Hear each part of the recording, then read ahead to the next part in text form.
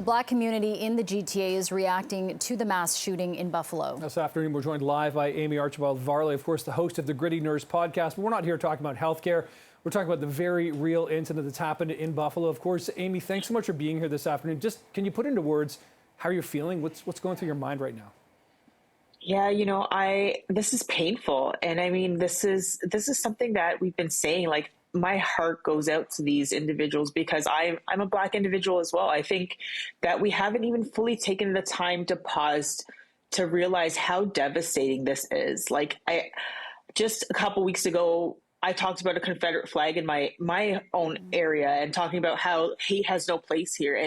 And this is now what we're dealing with. Like, this is terrifying. And it's not just a U.S. problem. Canadians, we don't have this exceptionalism. We have this problem here too.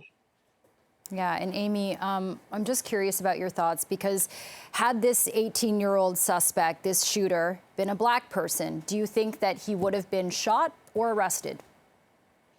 We know that the rules are different. We've seen this time and time again. The rules are different for different individuals. And this is where I talk about, and other people talk about, recognizing this. Like, the media has to recognize this. Individuals who are out going to vote have to recognize this. We hear people talking about the term woke and using it as a pejorative term. It's not pejorative.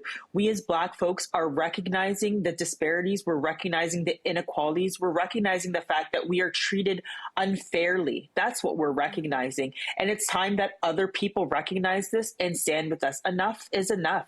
This is too much. This is awful.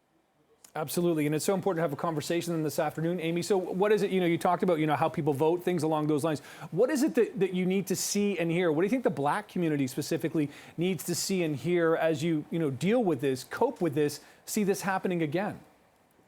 One of the things that I think we've all been asking for is just to listen. There's so many times that we have leaders speaking, and it's time for us to be heard. It's time for Black folks to be heard.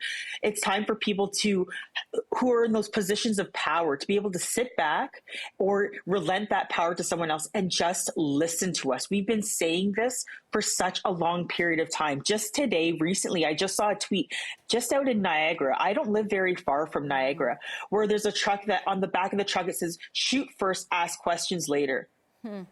What are we doing about that?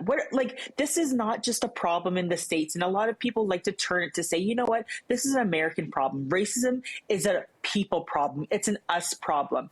It's here too, and we need to deal with it. We're seeing the rise in using populism in terms of politics. Like, I haven't seen anybody in these political parties downgrade and talk about how horrifying these things are. We're not hearing it. We have to hear. We need that solidarity that people are standing with us to say that, this is not okay. I'm angry this morning. I'm hurt this morning. We need people to stand up and stand against hate, because these are the things that we could do. And there's also another bill that we need to encourage our MPs to sign as well. It's Bill C-229, and that actually bans hate symbols. But that we need to go beyond that. We need to be talking about hate in our schools, because hate is something that is learned. No one is born a racist, but people are taught that. We're taught hate. We need to talk about how we can integrate talking about dismantling hate in all forms, racism in all forms, starting at an early age as well. Yeah, Amie, I second your thoughts on that. I think that all of this starts at home, and the education that young kids are getting is passed down from those around them. And so, hey, parents, if you're watching, listen to this message. Amie, any last thoughts you want to leave with our viewers? What's your message to people who say, hey, I'm not Black, I'm not BIPOC, or I'm not this, I'm not that. How do I get involved? How do I show my support besides listening? Because sometimes, hey, listening, we've been talking about racism, May 25th, 2020, the death of George Floyd, and yet here we are today. Yeah, this is one of the things I've said previously, even with my own experience with this Confederate flag.